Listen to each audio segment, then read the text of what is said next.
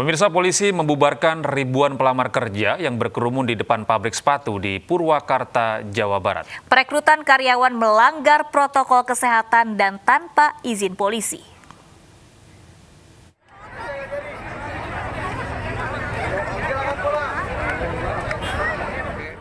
Ribuan pelamar kerja berkerumun di depan pabrik sepatu di Purwakarta, Jawa Barat. Mereka rela berdesakan sejak Kamis pagi untuk melamar kerja.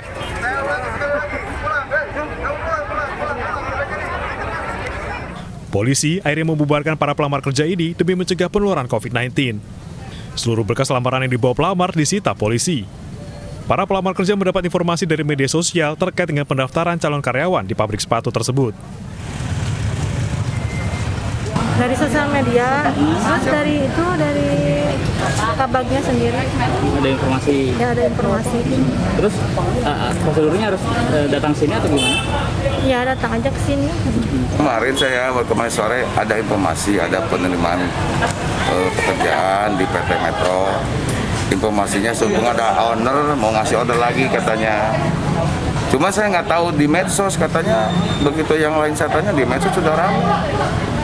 Makanya mereka berbondong-bondong dari jam 6 pagi tadi ke sini. Ya alhamdulillah dapat dibubarkan lah. Polisi akan memanggil pihak perusahaan karena merekrut karyawan dengan mengundang langsung para pelamar kerja ke lokasi pabrik tanpa izin polisi. Dari Purwakarta, Jawa Barat, Irwan, iNews melaporkan.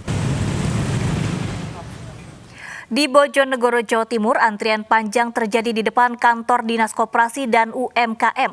Warga berdesakan untuk mengajukan berkas persyaratan bantuan sebesar 2,4 juta rupiah.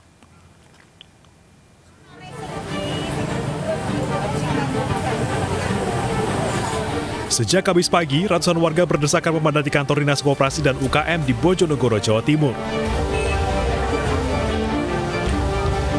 Mereka datang untuk mengajukan berkas persyaratan dana bantuan dari Presiden sebesar 2,4 juta rupiah. Namun warga seakan abai terhadap protokol kesehatan karena tidak ada jaga jarak di tengah pandemi COVID-19. Berapa lama mengantri, Bu? Sudah 3 jam. Dari pagi ya. Dari pagi, Bu, ya? Ya, mengurusnya dari pagi ke desa, terus ke tukang fotokopi.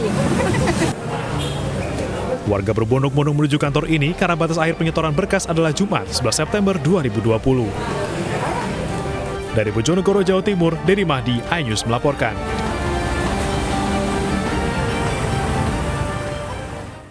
Masa pendukung terdakwa kasus ujaran kebencian dan pencemaran nama baik Gede Ari Astina alias Jerings berunjuk rasa di depan Pengadilan Negeri Denpasar, Bali. Masa menuntut Jering dibebaskan. Yang dilakukan secara online, kawan-kawan. Para pendukung Jerings berkumpul di depan Pengadilan Negeri Denpasar, Bali sejak Kamis pagi. Sambil membawa poster, mereka berorasi menuntut pembebasan Jerings. Mereka juga meminta sidang perdana personil band Superman Is Dead ini digelar secara tatap muka.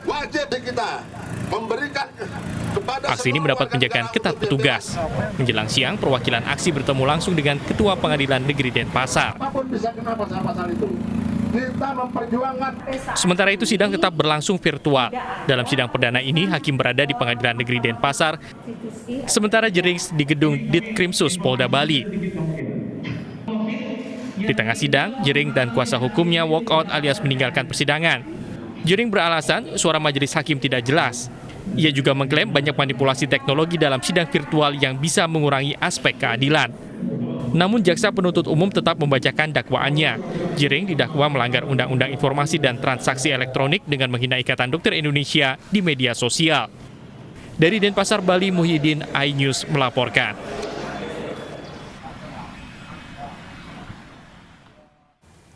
Anggota TNI bersama sejumlah warga melaksanakan sosialisasi pemakaian masker bertema Grebek Rumah di Kelurahan Cempaka Putih Barat, Jakarta Pusat. Hal ini dilakukan menjelang penerapan kembali PSBB total di ibu kota pada 14 September mendatang. Dengan menggunakan pengeras suara dan pembawa poster, sejumlah pengurus RW di Kelurahan Cempaka Putih Barat, Kecamatan Cempaka Putih, Jakarta Pusat, mendatangi satu persatu rumah warga. Para pengurus RW juga masuk ke dalam gang kecil untuk mensosialisasikan pemakaian masker. Tadi bersama-sama melaksanakan keliling ke tiap RT untuk melihat warga kita sampai sebatas mana mereka memakai maskernya. Kegiatan ini sudah dilakukan selama 3 kali selama masa pandemi corona dan akan terus dilanjutkan dengan penambahan sanksi sosial bagi warga. Dari Jakarta, Muhammad Ardian Syahputra, iNews melaporkan. Untuk mengurangi pencegahan. Pemirsa, sejumlah negara seperti Malaysia menutup pintu masuk bagi warga negara Indonesia akibat lonjakan kasus virus corona di Indonesia. Sementara itu, Bandara Soekarno-Hatta masih melayani rute penerbangan dari dan ke Malaysia.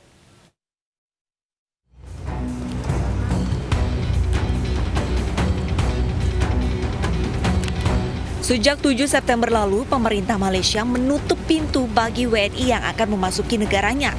Penolakan diduga akibat lonjakan kasus COVID-19.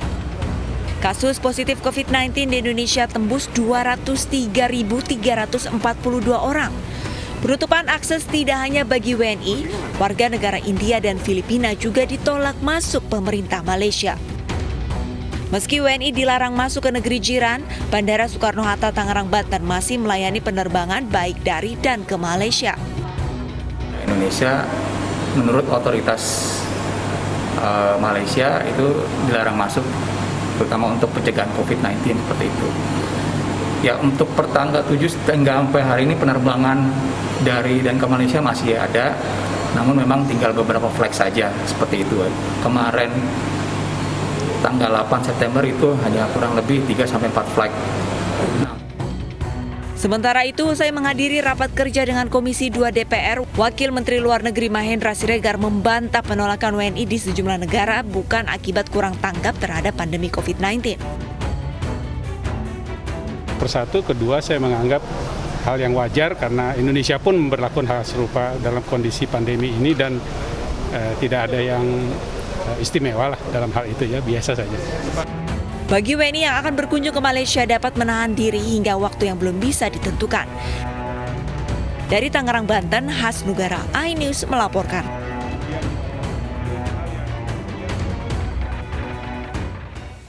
Bupati Lampung Utara Agung Ilmu Mangkunegara resmi diberhentikan karena terbukti korupsi. Informasi selengkapnya akan kami hadirkan sesaat lagi, tetaplah bersama iNews Pagi.